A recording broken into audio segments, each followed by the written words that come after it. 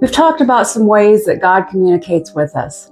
I want you to listen to what happened to my friend Lynn when she was a child, too young to read much of the Bible. Oh, we want you to read the Bible, but if you think about it, can you remember times He spoke to you in other ways, especially when you were young? When I was about 6 years old, my family went to Tulsa, Oklahoma for a conference. I had been a Christian for a few years already, and I knew in my head that God cared about me and would protect me, but I had no idea how real that truth was about to become.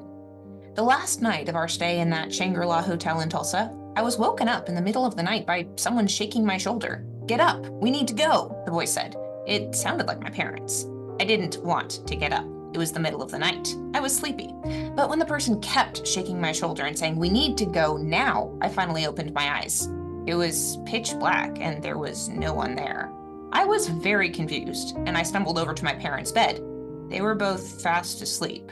I woke them up and asked them why they had shaken my shoulder and told me to get up. My parents immediately smelled smoke and realized that something was very wrong.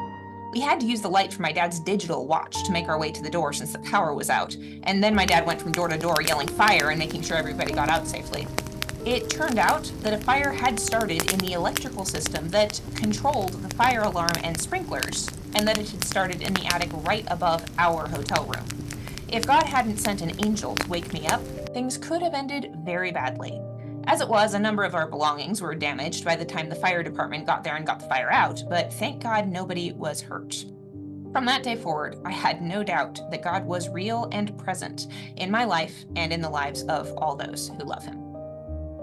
God spoke to Lynn when she was young in the familiar voice of her parents to warn her, and she acted with automatic trust. As a result, everybody in the hotel was safe. Why did God speak to Lynn instead of waking her parents up? We don't know for sure, but maybe it was to teach her a faith lesson. Maybe it was to show her the great things she could do if she listens to Him.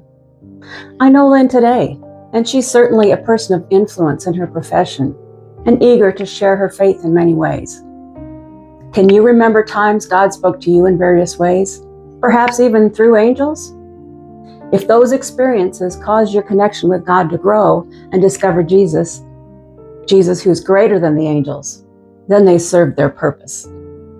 But if you shoved those memories to the back of your mind and wrote them off as childish fantasies, I encourage you to revive them and use those to spur you forward now. God still speaks to us as adults, but we need to be open to listen to His voice. His voice and your reaction to it can save you.